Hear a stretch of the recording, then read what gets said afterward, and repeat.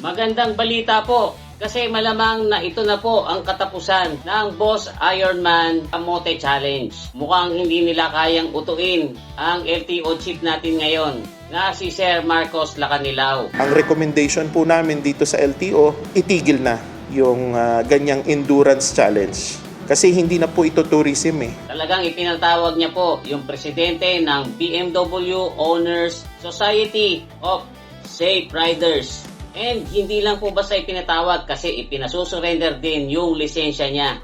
At mukhang papalag pa nga po nung una. Pero hindi po nagpatinag ang LTO chief natin ngayon. Ay, hindi. I-surrender mo yung driver's license mo. O gusto mong i-alarm ko yung driver's license mo kung ayaw mong i-surrender. Okay sir, I will surrender. Yan, ang hirap sa inyo. Kinakausap ko kayo na maayos eh. Sorry po sir. Alam nyo guys, deserve niya yung ganyang sitwasyon ngayon. Dahil sa kapalpakan ng katatapos lang na ginawa nilang event sa Mindanao na kamoteng-kamote. Dapat lang po yan kasi para makita ng mga tao na hindi sila untouchables. Pilit sila ng pilit dyan sa event nila na yan. Hindi naman nila magawang zero accident.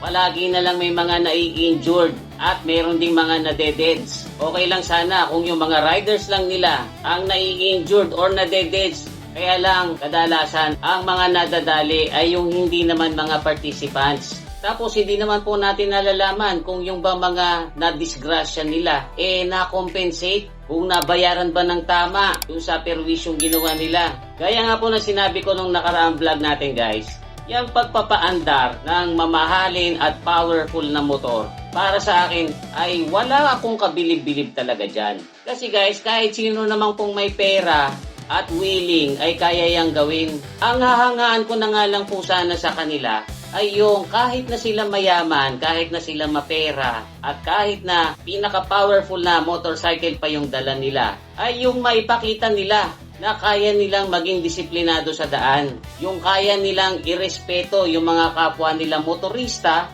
na parehas din naman nilang nakikigamit lang sa public road na ginawa para sa lahat. Yan na nga lang yung pwedeng hangaan ko sa kanila, hindi pa nila magawa-gawa. Sa totoo lang, hindi ko nga alam kung bakit itinawag pa nila sa grupo nila yung Safe Riders. Napakalinaw naman na karamihan sa kanila ay hindi safety ang priority. At lalong-lalong hindi safety ang pinopromote. Tapos sasabihin nila yan daw ginagawa nila na yan ay para sa tourism. Well, siguro noong mga nakaraang taon ay may mga nauuto pa kayo. Pero ngayon, ayaw na namin talaga niyan. Mukhang kayo na lang ang may gusto niyan. Anyway guys, sana hindi ito palabas lang ng LTO. Sana hindi na po masundan itong mga ganitong klaseng kamoting event. And doon sa mga riders ng boss, wala naman pong personalan.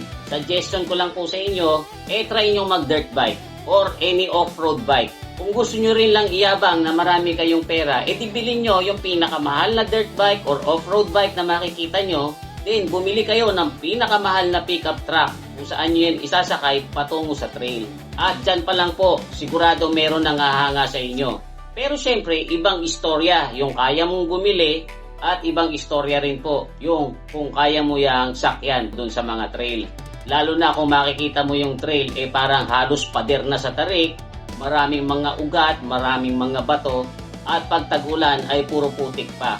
Hindi ko po sinasabing magaling ako dahil yan ang hobby ko ngayon. Actually, beginner lang ako Last month lang ako nagsimula.